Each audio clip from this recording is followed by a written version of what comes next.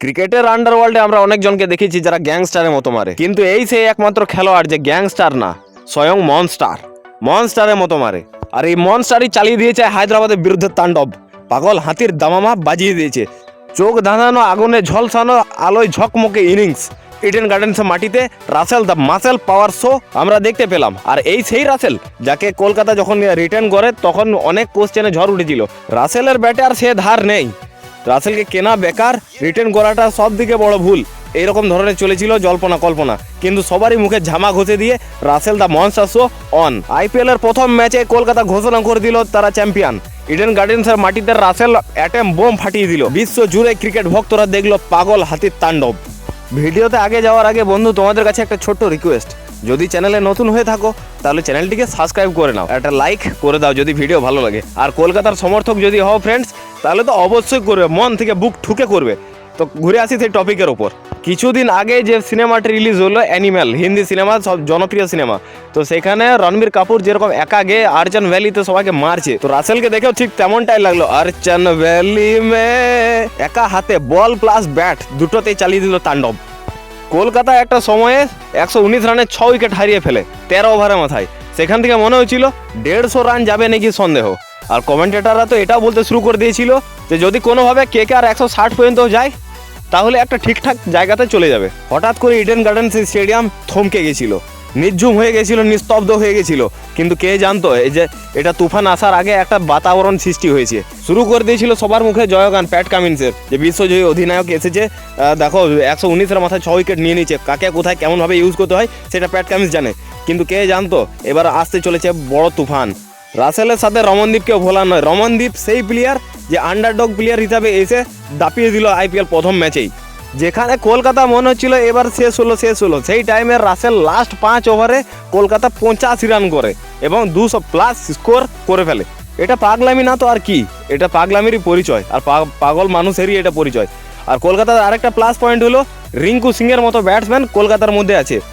সেই রিঙ্কু সিং যে আবার 8 নম্বরে নামে, 8 নম্বরে ব্যাটিং যে সে রিঙ্কু সিং, যে ভারতের মধ্যে সেরা ফিনিশার, সেই রিঙ্কু সিং 8 নম্বরে নামছে। মানে বুঝে যাও যে টিমটার মধ্যে কি দমখম আছে।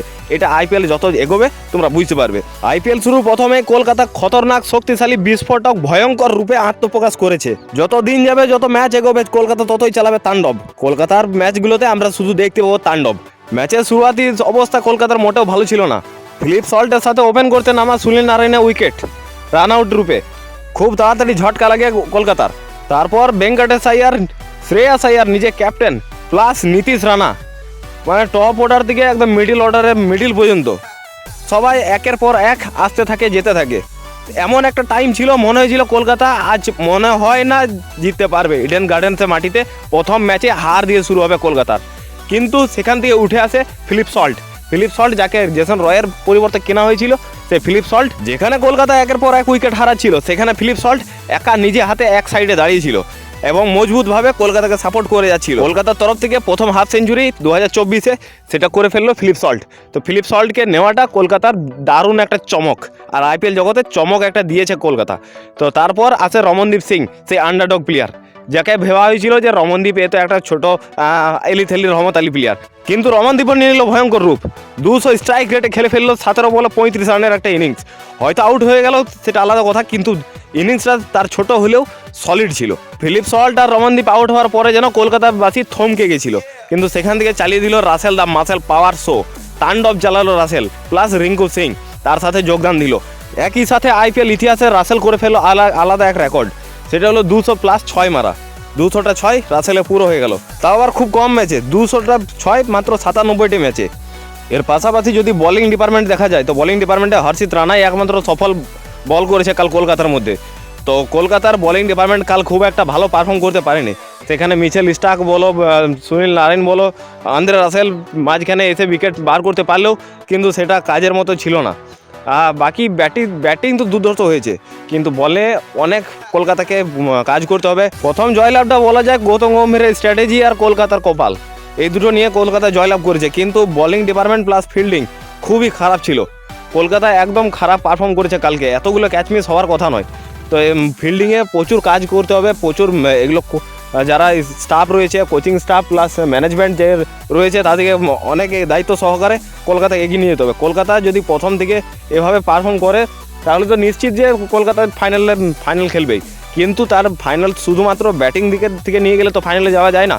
তো সেখানে বোলিং প্লাস ফিল্ডিং ওভারঅল সবাইকে খেটে খেলতে হবে আর খাটতে হবে। এগুলো ম্যানেজমেন্টকে দেখতেই হবে, কারণ টুর্নামেন্ট যদি জিততে হয় তাহলে তো অবশ্যই এগুলোর উপর ফোকাস রাখতেই হবে। কারণ একটা তো হয়তো ব্যাটিংয়ের জোরে ম্যাচ জেতা যায়, টুর্নামেন্ট জেতা যায় না। তো ওভারঅল পারফরমেন্স যদি না বেরিয়ে আসে তাহলে কীভাবে এগিয়ে যাবে।